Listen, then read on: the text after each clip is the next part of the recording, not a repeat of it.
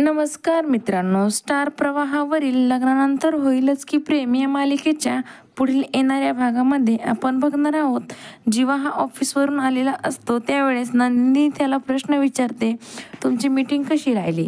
त्यावेळेस जीवा हा तिला उत्तर देतो, फंडिंग करण्यासाठी त्या कंपनीला माझा एक्सपिरियन्स हवा तेवढा वाटला नाही, त्यामुळे फंडिंग मिळणार नाही.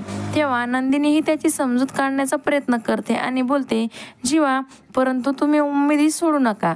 तेव्हा जीवा बोलतो, हो ते तर कधीच शक्य नाही, कारण माझी उमेद ही सदैव माझ्या सोबत आहे. आणि नंदिनी ही आश्चर्यचकित होऊन विचारते, कोण.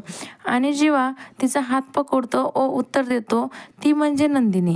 आणि तेव्हा नंदिनी ही त्याच्याकडे पाहतच राहते. तर इकडे आपण बघतो पार्थ काव्याला बोलतो, काव्या ही घडी म्हणजे नाडीवर चालणारी घडी आहे. ज्या दिवशी ही घडी बंद पडेल त्या दिवशी तुम्ही समजा माझी नाडी देखील बंद पडली.